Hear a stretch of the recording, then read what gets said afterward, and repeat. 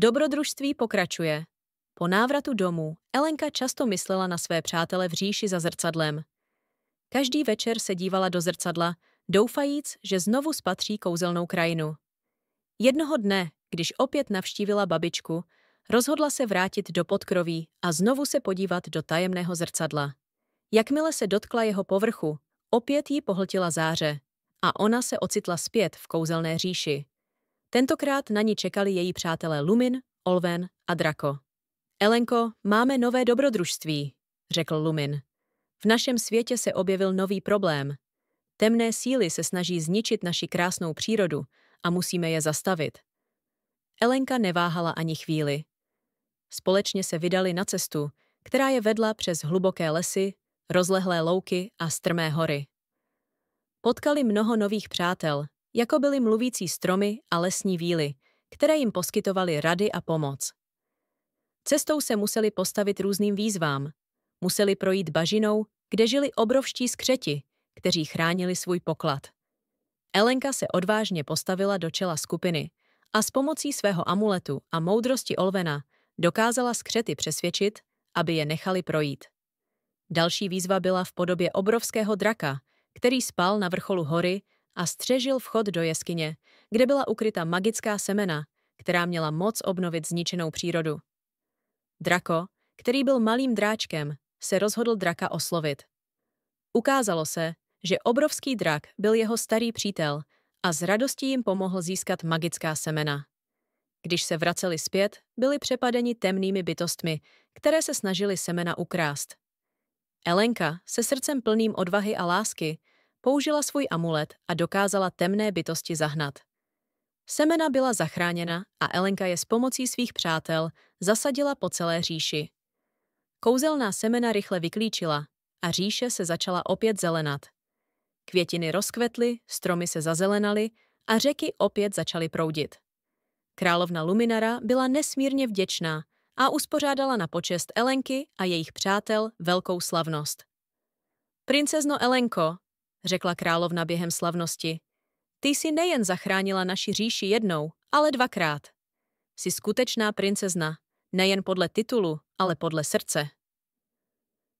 Elenka se vrátila domů s pocitem naplnění a štěstí. Věděla, že kdykoliv bude potřeba, může se vrátit do říše za zrcadlem a pomoci svým přátelům. A tak žila šťastně a spokojeně, vždy připravena na nové dobrodružství. Tajemství zrcadla. Elenka se každé léto těšila na návrat k babičce a zrcadlu, které ji přenášelo do kouzelné říše.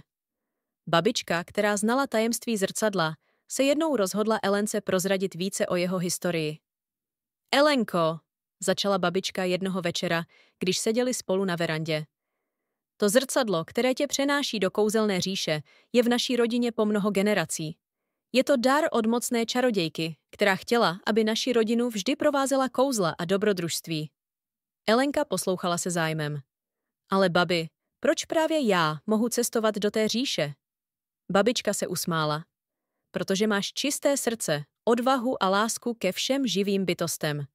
Tvé dobrodružné srdce a láska k přírodě tě činí zvláštní. Kouzelná říše tě potřebuje, protože dokážeš v ní přinést světlo a naději.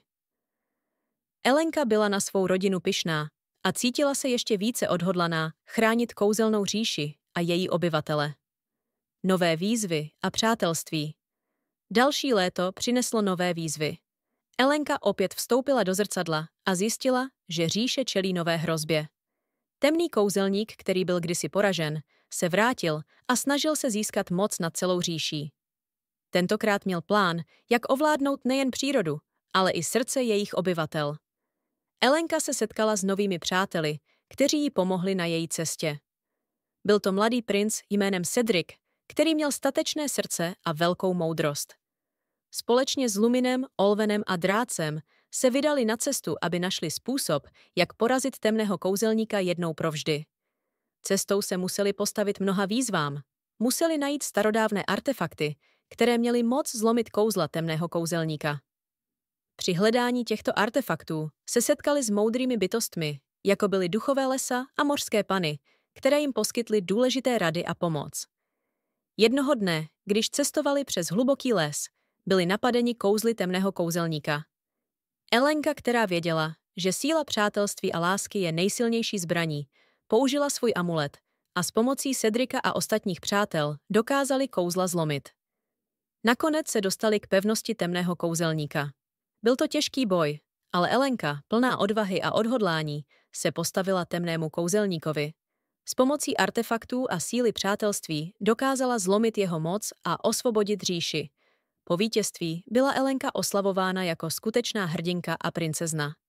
Královna Luminara jí opět poděkovala a řekla: Elenko, tvé čisté srdce a odvaha zachránili naši říši. Jsi pro nás všechny inspirací. Elenka se vrátila domů, ale věděla, že její dobrodružství ještě nekončí.